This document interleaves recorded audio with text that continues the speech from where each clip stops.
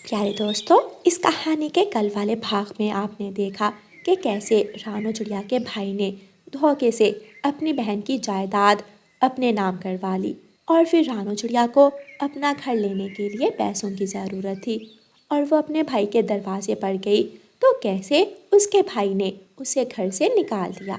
चिड़िया बहुत परेशान थी। वो अपने घर में डरी हुई बैठी थी। वो जानती थी कि किसी भी वक्त कालू कौवा आ सकता है और उसे घर से निकाल सकता है। ऐसे ही शाम हो जाती है। कालू जी, मुझे तोते ने बताया था कि रानू चिड़िया आज अपने भाई के पास पैसे लेने गई थी। हो सकता है रानू चिड़िया ही हमारा घर खरीद ले। आप जाओ और रानू चिड़िया से पूछो। अगर उसने कोई बंदोबस्त किया है तो ठीक, वरना उसे अभी के अभी घर से निकाल दो। ये किराएदार बहुत बुरे होते हैं। ऐसा ना हो कि वो हमारे घर पर ही कब्जा कर ले। कालू, मुझे कालू कहते हैं।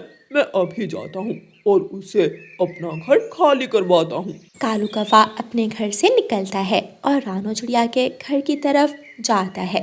हाँ भी रानू चिड़िया, क्या बना? क्या कहा तेरे भाई ने? कालू भैया, मैं अपने भाई के पास जायदाद का हिस्सा लेने गई थी, लेकिन वहाँ जाकर मुझे पता चला कि भाई ने तो धोखे से पहले ही मेरे हिस्से की जायदाद अपने नाम करवा ली और बेच भी दी। मुझे थोड़ा समय दें। लेकिन मेरे पास समय नहीं है। मैंने तुम्हें बताया था, मैंने ये घर बेचना है। चुपचाप अपने बच्चों को लो और मेरा घर खाली कर दो। इसमें कोई लड़ाई झगड़े वाली बात नहीं है। रानू चिड़िया कालू कौवे की बहुत विनती करती है, लेकिन कालू कौवा नहीं मानता। कालू कौवा गुस्से में आ जाता है और घर के अंदर जाकर रानू चिड़िया का सामान उठाकर बाहर फेंकना शुरू कर देता है। चिड़िया का सामान जमीन पर बिखरा हुआ था। वह अपने बच्चों के साथ अपने सामान के पास बैठी हुई थी। रानू चिड़िया की आंखों में आंसू थे और वो कुछ नहीं कर सकती थी। चलो मेरे बच्चों, अब हमें कहीं और जाना होगा। लेकिन मम्मा, हम कहाँ जाएंगे? हमारा तो और कोई घर नहीं है। क्या हम आज की रात खुले आसमान तले गुजारेंगे? मम्मा, अगर मामा जी हमें कुछ दिन अपने घर में रख लेते तो हम वहाँ चले जाते, लेकिन अब तो वहाँ जाने का भी कोई फायदा नहीं। मामा चिड़िया अपने बच्चों को साथ लेकर उड़ती है। अपना थोड़ा बहुत सामान साथ लेती है और घने जंगल में जाकर एक पेड़ की डाल पर बैठ जाती है। वो बेआसरा थी। रात हो जाती है। उसके पास घर नहीं था जहाँ वो अपने बच्चों को लेकर रात गुजार सकती। रात बहुत ठंडी थी। मामा चिड़िया और उसके बच्चे ठंड से कांप रहे थे। थोड़ी देर बाद कबूतर वहाँ से गुजरता है। रानू चिड़िया को वहाँ बैठा हुआ देखकर कबूतर वहाँ आ जाता है। रानू चिड़िया, आप यहाँ इतनी ठंड में अपने बच्चों के साथ? क्या हुआ? आप यहाँ क्या कर रही हो? कबूतर भैया, कालू कौवे ने अपना घर बेच दिया और आपको तो पता है मैं उस घर में किराए पर रहती थी। मेरे पास इतने पैसे नहीं थे कि मैं वो घर खरीद सकती। मैं कहाँ जाऊँ? मेरा कोई भी तो नहीं। रानू चिड़िया, बाकी की बात घर जाकर करेंगे। आप मेरे साथ मेरे घर चलें। कबूतर रानू चिड़िया को अपने साथ अपने घर ले जाता है। कबूतर भैया, आपने मुझ पर बहुत बड़ा एहसान किया है। जब मुश्किल वक्त में मेरा अपना भाई मेरे काम ना आया तो आपने मेरी मदद की और मुझे अपने घर में ले आए। रानू चिड़िया, हम बरसों से इकट्ठे इस जंगल में रह रहे हैं।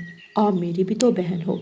चिंता ना करो, जब तक आपको नया घर नहीं मिल जाता आप इस घर को अपना घर ही समझो। कबूतर रानू चिड़िया और उसके बच्चों को खाना देता है। वो रात रानू चिड़िया कबूतर के घर में गुजारती है। कबूतर उस जंगल में एक ढाबा चलाता था।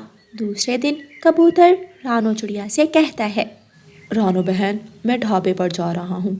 चिंता ना करो, शाम का खाना मैं आपके लिए ले आऊँगा। कबूतर भैया, मैं घर में बैठकर क्या करूँगी? मैं भी आपके साथ जाती हूँ। मैं काम में आपकी मदद करूँगी। ठीक है, जैसे आपकी मर्जी।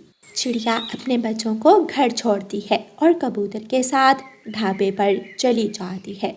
रानू चिड़िया हंडिया बहुत अच्छी बनाती थी। रानू चिड़िया हंडिया बनाना शुरू करती है और कबूतर ढाबे के दूसरे काम करता है। कबूतर को काम में मदद मिलती है और कबूतर का काम पहले से दुगना हो जाता है। उस दिन कबूतर को बहुत ज़्यादा मुनाफा होता है। कबूतर बहुत खुश था। रानो बहन, मैंने सोचा है कि हम इस ढाबे को मिलकर चला लेते हैं। आप मेरे साथ इस ढाबे में हिस्सेदारी कर लो। जो मुनाफा होगा हम आधा आधा कर लेंगे। कबूतर भैया, मेरे लिए इससे बढ़कर खुशी की बात क्या हो सकती है कि मेरे पास कुछ भी नहीं था। आपने मुझे काम भी दिया और घर भी। मैं इस काम को पूरी मेहनत और ईमानदारी से करूँगी। फिर उस दिन के बाद रानो चिड़िया कबूतर के ढाबे पर काम करने लगती है और कबूतर के घर में ही रहने लगती है। कुछ ही दिनों बाद रानो चिड़िया के पास इतने पैसे जमा हो जाते हैं कि वो अपने लिए एक तिनकों का घोंसला खरीद सके। चिड़िया बैरी के घने पेड़ पर अपने बच्चों के लिए तिनकों का एक घोंसला खरीदती है। मेरे बच्चों, ये कोई लकड़ियों का बड़ा घर तो नहीं, ये तिनकों का घोंसला है, लेकिन ये हमारा है, ये किराए का नहीं जो कोई हमें यहाँ से निकाल दे। आपको ये हमारा नया घर कैसा लगा? ये तिनकों का घोंसला ज़रूर है, लेकिन मम्मा ये हमारा घर है, हम यहाँ खुश हैं। कुछ दिन और मेहनत करने के बाद रानो चिड़िया कबूतर से कहती है, कबूतर भैया, क्यों ना हम अपने काम को और आगे बढ़ाएं। मैं आपको इस ढाबे पर हंडिया बना दिया करूँगी और कुछ खाना लेकर ऑटो में दूसरे जंगल बेचने जाया करूँगी।